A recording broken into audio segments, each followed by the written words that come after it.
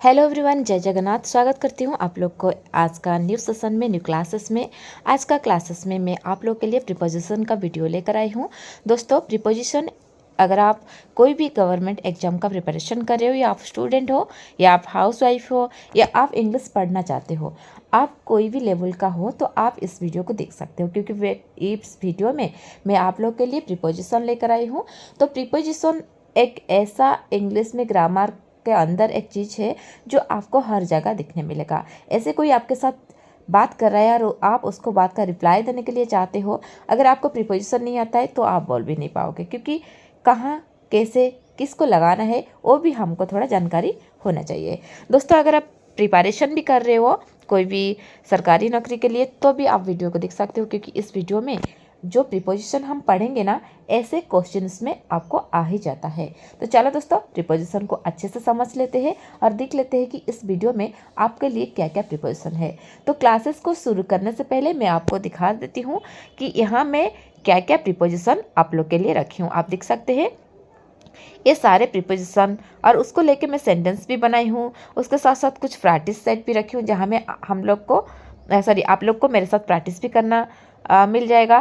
तो यहाँ देखिए, ये सारे प्रीपोजिशन को आज एक ही वीडियो में, एक ही क्लासेस में हम पढ़ेंगे। तो देरी क्यों करेंगे, चलो शुरू करते हैं वीडियो। आज देखते हैं क्या क्या प्रीपोजिशन है। तो पहला प्रीपोजिशन दोस्तों आप देख सकते हैं, here is your first preposition, and वो है आपका ऑन, एबव एंड ओवर। दोस्तों, आपको ये बताना चाहूँगी कि ऑन, एबव एंड ओवर, ये सारे प्रीपोजिशन आपका ऊपर के लिए जो होता है। अगर कोई चीज़ किस चीज़ का ऊपर है, अगर कोई चीज़ कुछ चीज़ का ऊपर है, तो हम ये सारे को यूज़ करेंगे। तो आपके मन में एक सवाल आ रहा होगा कि ऑन को कहाँ यूज़ करेंगे, एबव को कहाँ यूज़ करेंगे, एंड ओवर को कहाँ यूज़ करेंगे। दोस्तों, ये सवाल का जवाब मैं दे दूँगी। तो देखिए, हम एक एक करके सबको पढ़ेंगे और किसको कहाँ यूज़ करते हैं वो भी सीखेंगे। तो चलो दिखते हैं पहले ऑन को। दोस्तों, यहाँ देखिए ऑन है, तो ये जो ऑन है ना, ऑन का मतलब भी ऊपर होता है, या पर के लिए भी आप यूज़ कर सकते हो। फॉर एग्जाम्पल, किताब टेबल के पर है या टेबल के ऊपर है। The book is on the table, the book is on the table. देखिए, यहाँ जो बुक्स है ना बच्चा, ये बुक्स क्या है बेटा, ये टेबल को टच करके रखा हुआ है। तो अगर कोई भी चीज़, जो कोई भी सामान आपको कोई भी चीज़ के ऊपर रखा हुआ है, वो उसको टच किया है, ठीक है, कोई भी ऊपर रखा हुआ है उसको टच किया है, तब आप ना ऑन का इस्तेमाल करोगे। क्या इस्तेमाल करोगे? ऑन। जो आपके दिमाग में ये रखना, अगर ये चीज़ जो इस चीज़ के ऊपर है एंड उसको टच किया है, तब ही आप ऑन का इस्तेमाल कर सकते हो। अदरवाइज आपको वहाँ ऊपर के लिए दूसरा कुछ यूज़ करना पड़ेगा। तो चलो देखते हैं सेकेंड एग्जाम्पल क्या है दोस्तों। सेकेंड एग्जाम्पल आपका है सेकेंड एग्जाम्पल आपका है कि फोन बिस्तर पर रखा है। The phone has keeped on the bed. यहाँ देखिए, बिस्तर के ऊपर ही फ़ोन रखा हुआ है और बिस्तर को टच करके रखा हुआ है, इसलिए हम ऑन का इस्तेमाल करेंगे। Is that clear? आपको ऑन का क्लियर हो गया ना बच्चा? चलो एबव को पढ़ते हैं। बेटा देखो, एबव का मतलब भी ऊपर होता है, पर ऑन को तो हम टच करने वाला चीज़ के लिए यूज़ कर लिए। तो यहाँ एबव को हम कैसे यूज़ करेंगे बेटे? यहाँ देखो, टेबल रखा हुआ है और यहाँ दीवार में घड़ी है, और इस घड़ी ना ये टेबल के ऊपर है, पर उसको टच करके नहीं है, जस्ट साइड में भी है, एकदम ऊपर भी नहीं है। ध्यान रखना, ये टेबल के एकदम ऊपर यही घड़ी होता तो अलग दूसरा कुछ यूज होता, वो क्या यूज होगा वो भी मैं बताऊंगी। पर घड़ी थोड़ा सा साइड में और ऊपर है। अगर कोई चीज़ जो थोड़ा सा साइड हो के ऊपर है, तब आप एबव का इस्तेमाल करोगे। क्या इस्तेमाल करोगे? एबव। फॉर एग्जाम्पल, टेबल के ऊपर दीवार पर एक घड़ी है। टेबल के ऊपर दीवार पर एक घड़ी है, मतलब टेबल के ऊपर नहीं है, टेबल के बाजू में साइड में थोड़ा सा ऊपर घड़ी रखा हुआ है, तो एबव का यूज किए। There is a clock on the wall above the table. Okay, is that clear? Next देखेंगे बच्चा। चलो बच्चों दिखते हैं। नेक्स्ट है आपका, पेड़ के ऊपर एक हेलीकॉप्टर है। बेटा ये सेम चीज़ है, ये जो पेड़ है ना, इसको टच किया है हेलीकॉप्टर? नहीं किया है, टच भी नहीं किया है। और एकदम ऊपर से ऊपर यहाँ हेलीकॉप्टर होता तो हम दूसरा कुछ यूज करते, पर एकदम ऊपर ना होके थोड़ा सा साइड में पर ऊपर है, थोड़ा सा बाजू में ऊपर है, तो हम यहाँ भी एबव का इस्तेमाल करेंगे। जैसे पेड़ के ऊपर एक हेलीकॉप्टर है, there is a helicopter above the tree, there is a helicopter above the tree. ठीक है बच्चा, चलो चलते हैं आगे। नेक्स्ट आ गया आपका ओवर। बच्चा ओवर जो है ना, ओवर का मतलब भी ऊपर होता है, पर वहाँ टेबल के थोड़ा साइड में, ये बाजू वाला साइड में आपका ऊपर था घड़ी, इसलिए हम एबव इस्तेमाल किए थे। अगर कोई चीज़ को एकदम बराबर ऊपर है, एकदम स्केल से मापोगे तो बराबर ऊपर, ठीक है, कोई चीज़ है पर उसको टच नहीं किया है, तब आप एबव इस्तेमाल ना करके क्या इस्तेमाल करोगे, ओवर का इस्तेमाल करोगे। ठीक है, टेबल के ऊपर दीवार पर एक घड़ी है, there is clock on the wall over the table. Over the table यहाँ जस्ट ऊपर है, उधर बाजू में थोड़ा सा बाजू में ऊपर था, है ना। क्लियर हो गया। ऐसे जैसे पेड़ का बात हम कर रहे थे, तो पेड़ का थोड़ा सा बाजू में इस साइड में हेलीकॉप्टर था, इसलिए हम एबव का इस्तेमाल किए थे। अगर एकदम बराबर ऊपर है तब आप ओवर का इस्तेमाल करोगे। पेड़ के ऊपर एक हेलीकॉप्टर है, there is a helicopter over the tree, over the tree. तो आपको ये बताऊंगी, जब सन के बारे में आप बात करोगे तो सन क्या है, हमारा एकदम ऊपर है ना, बराबर एकदम ऊपर है, आसमान में है, तो आप सन के लिए भी ओवर का इस्तेमाल कर सकते हो। और एक चीज़, अगर यहाँ टेबल है, यहाँ से एक बिल्ली आके टेबल के ऊपर कूद के बैठ गया, तो वहाँ भी आप ओवर का इस्तेमाल करोगे। तो cat is over the table, not on the table. बिल्ली बैठा है टेबल के ऊपर, पर वो एक फोर्स लेके, एक बलपूर्वक फोर्स लेके आके बैठा है। जब कोई फोर्स का इस्तेमाल होता है और कोई चीज़ जो उधर से आके उधर बैठ जाता है, या आप कोई चीज़ को फेंक दिए टेबल के ऊपर और वो रह गया, तब आप ओवर का इस्तेमाल करोगे। ठीक है, ऑन का इस्तेमाल नहीं कर सकते हो। आई होप कि आप समझ गए। चलो आगे चलते हैं। बेटा आ गया ऑफ। ऑफ का मतलब भी ऊपर होता है बेटा, ऑफ का मतलब ऊपर होता है, पर यूज कैसे करेंगे देखिए। पहले से मैं आपको बता देती हूँ, कोई भी चीज़ जो अगर ग्रेजुअली ऊपर ऊपर जा रहा है, ऊपर ऊपर जा रहा है, जैसे आप जो सीढ़ियाँ है ना, आप छत के ऊपर चढ़ रहे हो, इस सीढ़ियाँ को चढ़ चढ़ के ऊपर जा रहे हो, तब आप आपका यूज करोगे। जैसे आपको मैं बोलूँगी, यहाँ देखिए एक लड़की पैराशूट उड़ा रहा है, तो पैराशूट से वो क्या करेगा, एकदम धीरे धीरे ग्रेजुअली वो ऊपर जाते रहेगा, है ना, जाते रहेगी। तो यहाँ देखिए पैराशूट ऊपर जा रहा है, दैट मीन्स जो पैराशूट है ना, वो धीरे धीरे उसका जो मतलब काम है ना, वो चल रहा है, ख़त्म नहीं हुआ है, ऑलरेडी वो धीरे धीरे ऊपर जा रहा है ग्रेजुअली उसका जो ऊपर जाने का जो ये है वो बढ़ते जा रहा है, तब आप आपका इस्तेमाल करोगे। जैसे the parachute is going up, यहाँ ना आप ओवर का इस्तेमाल करोगे, ना एमंग का इस्तेमाल, ना ऑन का इस्तेमाल करोगे, आपको ऑफ का इस्तेमाल करना पड़ेगा। क्लियर।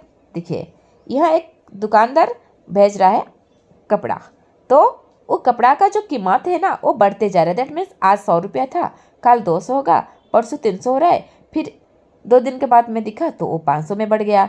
तो ये क्या हुआ ना, वो जो उसका जो रेट है ना, वो ग्रेजुअली बढ़ते जा रहा है, आगे जा रहा है ना।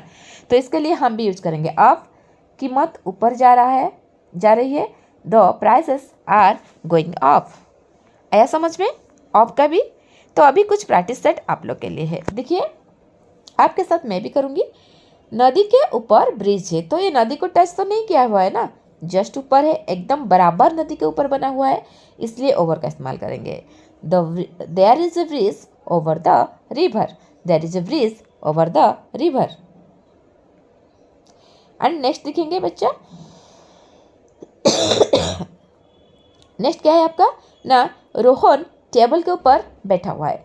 बेटा रोहन जो है ना, ये टेबल के ऐसे यहाँ बैठेगा क्या, नहीं, वो जस्ट उसके ऊपर ही बैठ जाएगा, मतलब टेबल को टच करके बैठेगा। तो ये टच कर रहा है, इसलिए हम ऑन का इस्तेमाल करेंगे। Rohan is sitting on the table. Okay बच्चा। नेक्स्ट देखिए, नेक्स्ट है आपका दाम बढ़ रहा है, the prices are going up, क्योंकि वो धीरे धीरे बढ़ते जा रहा है, वो जो काम है उसका कम नहीं होता है। ठीक है, आई होप ऊपर में यूज होने वाला सारा प्रीपोजिशन को आप समझ गए। मेरे को पता है आपको समझ में आ गया होगा। तो चलो चलते हैं, नीचे में यूज होने वाला सारे प्रीपोजिशन को बढ़िया से पढ़ लेंगे। ठीक है, तो आपको तो ये पता है कि नीचे के चीज़ के लिए जो प्रीपोजिशन यूज होता है वो होता है अंडर, बिलो और बीनेथ एंड डाउन। तो अंडर को कहाँ यूज करेंगे, बिलो को कहाँ यूज करेंगे, बीनेथ को कहाँ यूज करेंगे एंड डाउन को कहाँ यूज करेंगे, इसको भी जानना जरूरी है। तो चलो जानते हैं, एक के बाद एक हम सारे सीखेंगे। तो उससे पहले मैं बता दूंगी कि आपको अगर वीडियो अच्छा लग रहा है, वीडियो को लाइक कीजिए, दूसरे लोग के साथ शेयर कीजिए, और चैनल को अगर पहली बार आए हैं आप तो चैनल को जरूर सब्सक्राइब कीजिए, ताकि मैं जब कोई भी वीडियो बनाऊंगी इंग्लिश ग्रामर को लेके या कोई भी टॉपिक को लेके वीडियो बनाऊंगी वो आपके पास जल्दी से पहुंच जाएगा। तो चलो दोस्तों, पहले अंडर का मतलब समझ लेते हैं। अंडर का मतलब तो नीचे है, हाँ, टोकरी के नीचे बिल्ली है। दैट मीन्स जो बिल्ली है ना बच्चा, वो बिल्ली क्या होता है, वो टोकरी से दबा हुआ है। क्या है, टोकरी से दबा हुआ है। वो टोकरी उसको पूरा घुमा के, मतलब उसको अंदर ही रखा है, ठीक है। वो दिख रहा है, नहीं दिख रहा है, टोकरी में दबा हुआ है। तो इस जगह में आप अंडर का इस्तेमाल करोगे, ठीक है। अगर कोई चीज़, जैसे मैं एक यहाँ टेबल रख दिया, एक टेबल रख दिया, अगर ये टेबल के नीचे पूरा छुप के एक बिल्ली बैठा है तो यहाँ भी मैं अंडर का इस्तेमाल करूँगी, ठीक है। There is a cat under the basket, यहाँ भी होगा there is a cat under the table. एकदम नीचे छुपा हुआ है, चारों तरफ उसका घेरा है, या ऊपर कोई छत है, इसी टाइप का है, तो आप अंडर लगा सकते हो। नेक्स्ट क्या है, और कहाँ अंडर लगाओगे, वह मेरे नीचे काम कर रहा है। दैट मीन्स वो मेरे दबाव है। अगर मैं उसको कुछ नहीं बोलूँगी तब तक वो कुछ नहीं कर पाएगा। मैं जो भी परमिशन दूंगी, जो भी ऑर्डर दूंगी वो करेगी, मतलब वो मेरे से दबा हुआ है। तो यहाँ भी आप अंडर का इस्तेमाल करोगे, he works under me. Okay, clear. Next हो गया बिलो। बच्चा, बिलो के मतलब भी नीचे होता है, पर यूज कहाँ करेंगे। देखिए, जैसे मैं घड़ी या टेबल का इस्तेमाल की थी तो पूरा एकदम ऊपर था घड़ी, तो मैं घड़ी के लिए ओवर यूज की थी, याद आ रहा है आपको। और थोड़ा सा साइड में था तो इसके लिए एबव का यूज की थी, है ना। ऐसे देखो, घड़ी के नीचे टेबल है यहाँ, तो हम जैसे एबव यूज किए थे ना, ऐसे घड़ी के नीचे है पर एकदम नीचे नहीं है। घड़ी तो दीवार में है और उसका एकदम नीचे टेबल अगर यहाँ होता कुछ अलग यूज होता, पर एकदम नीचे ना होके थोड़ा सा साइड में के नीचे है ना। तो यहाँ ऐसे जब अगर आपको कोई सेंटेंस मिल रहा है तो आप there is a table below the clock, यहाँ क्या यूज करोगे, बिलो। क्या यूज करोगे बेटा, बिलो। पर अगर ये साइड में ना होके घड़ी अगर यहाँ है और उसके नीचे ही, बराबर नीचे ही टेबल है, तब आप ना क्या यूज करोगे, बिलो यूज नहीं करोगे, ठीक है। बस आपको बाजू में, साइड में थोड़ा सा नीचे है, जैसे साइड में थोड़ा सा ऊपर था हम यूज किए थे ना, ऐसे उसके लिए बिलो यूज करेंगे। देखिए, यहाँ घर है, एक बड़ा सा घर है, और एक घर आपका है। किसका है, आपका है। और उसके बाजू, इसके बाजू में एक छोटा सा, नीचे एक छोटा सा घर है। एक घर मेरा है, ठीक है। एक घर किसका है, ये मेरा घर है। ये किसका है, this one is my house, ठीक है, ये मेरा घर है। And this one is your house, ये आपका घर है। तो मैं बोलूँगी मेरा घर आपके घर के नीचे है। दैट मीन्स इसका नीचे एकदम नहीं है, जस्ट साइड में नीचे है ना। तब मैं बोलूँगी my house is below your house, my house is below your house. And next one देखिए, बीनेथ। बीनेथ का मतलब भी नीचे होता है, पर कैसे यूज होगा। अगर कोई चीज़ आप किसी के नीचे रखे हो और दिख नहीं रहा है, वो छुप के रहा है, दबा के रहा है, छुप के रहा है, उसको दिखाई नहीं देता है ना। मेरे चाबियाँ तकिया के नीचे है, my keys are beneath the pillow. यहाँ देखो, पिलो के नीचे मैं चाबियाँ रखी हूँ, पिलो के नीचे मैं चाबियाँ रखी हूँ, पर चाबियाँ दिख रहा है क्या, नहीं दिख रहा है, वो छुप के रहा है ना, पूरे एकदम नीचे छुप के रहा है। तब आप बीनेथ का इस्तेमाल करोगे, है ना। नेक्स्ट देखिए, मेरा पैसा चादर के नीचे है। यहाँ देखो, चादर बिछा हुआ है, बेडशीट, इसके नीचे मैं पैसा रखी हूँ, आपको दिख रहा है, नहीं दिख रहा है ना, पर नीचे है। तो इसी सेंटेंस में आप यूज करोगे क्या, beneath. My money is beneath the bedsheet. बच्चों, क्लियर हो रहा है ना। नेक्स्ट देखिए, डाउन। यहाँ मिस्टेक हो गया है, डाउन का मतलब ऊपर नहीं, डाउन का मतलब नीचे ही होता है, थोड़ा सा मिस्टेक हो गया है, आप इसको नीचे पढ़ोगे, ठीक है। डाउन का मतलब क्या होता है, नीचे। तो इसको कहाँ यूज करेंगे, हाँ, पैराशूट नीचे आ रहा है, जैसे मैं बोली थी धीरे धीरे धीरे धीरे ऊपर जा रहा है, तो उसके लिए हम अप यूज किए थे। ऐसे धीरे धीरे धीरे धीरे नीचे कोई चीज़ आ रहा है, दब रहा है, नीचे आ रहा है, तब आप उसके लिए डाउन का इस्तेमाल करेंगे। आपके लिए क्या करोगे, डाउन। तो बेटा, पैराशूट धीरे धीरे आ रहा है ना, वो कोई पूरा एकदम नीचे नहीं है, वो नीचे नीचे नीचे नीचे आते रहा है, तो पैराशूट इज कमिंग डाउन, ठीक है। यहाँ भी देखो, प्राइस जब बढ़ते जा रहा था तब हम लगाए थे अप, यहाँ प्राइस घटते जा रहा है तब हम डाउन का इस्तेमाल करेंगे। हाँ, कीमत नीचे आ रही है, that means the prices are coming down. Is that clear, okay, I hope you understand. तो देखते हैं आगे। प्रैक्टिस कुछ रखी हूँ। मम्मी पेड़ के नीचे बैठी है। Mummy is sitting under the tree. मेरी किताब मेरी तकिया के नीचे था। My book was beneath my pillow. किताब जो तकिया के नीचे है तो दिखाएगा नहीं ना। ऐसे पानी का स्तर नीचे जा रहा है, मतलब वो लेवल जो है वो कम होते घटते जा रहा है। Water level is going down.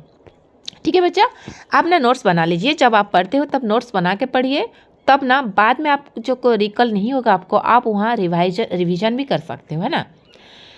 तो नेक्स्ट प्रीपोजिशन आपका क्या है बच्चों, जानते हो? नेक्स्ट प्रीपोजिशन आपके लिए मैं रखी हूँ बिटवीन, एमंग एंड एमिड। बच्चों बिटवीन, अमंग एंड एमिड ये तीनों ना के बीच के लिए यूज होता है। पर कैसे? देखो, जब कोई दो चीज़ के बीच में कोई चीज़ है तब हम यूज करेंगे बिटवीन। जैसे देखो यहाँ दो चीज़ है, इसके बीच में मैं खड़ी हूँ तो मैं बिटवीन का यूज करूँगी, है ना। अगर कोई बहुत सारा चीज़ है उसके बीच में मैं खड़ी हूँ, या कुछ चीज़ रखा हुआ है तो बहुत सारा प्लूरल फॉर्म में है, ये भी प्लूरल है पर यह बहुत सारा मिलेगा तब आप अमंग का इस्तेमाल करोगे। एंड एमिड कहाँ करोगे? जहाँ अनकाउंटेबल नाउन मिलेगा आपको, जो नाउन को आप गिन नहीं सकते हो उसके लिए एमिड का इस्तेमाल करोगे। चलो मैं एग्जाम्पल के साथ आपको समझाती हूँ, अच्छा समझ आएगा, है ना। बच्चा देखो बिटवीन, बिटवीन का मतलब क्या बीच होता है? मैं रिया और टीना के बीच में खड़ी हूँ। दैट मीन्स देखो यहाँ दो लड़की है उसके बीच में मैं खड़ी हूँ, तो मैं लिखूँगी I am sitting between Riya and Tina. Okay, दो के लिए। यहाँ ऐसे भी दो डिब्बा के बीच में बिल्ली बैठी है। बिल्ली दो बक्सों के बीच बैठी है। The cat is sitting between two boxes. यहाँ भी बिटवीन का इस्तेमाल किया। क्यों? अगर दो चीज़, दो सामान, दो थिंग्स, दो इंसान, कोई भी दो चीज़ के लिए हम बिटवीन का इस्तेमाल करेंगे, दो के बीच में अगर है। पर अगर बहुत सारे के बीच में है तब हम यूज करेंगे अमंग।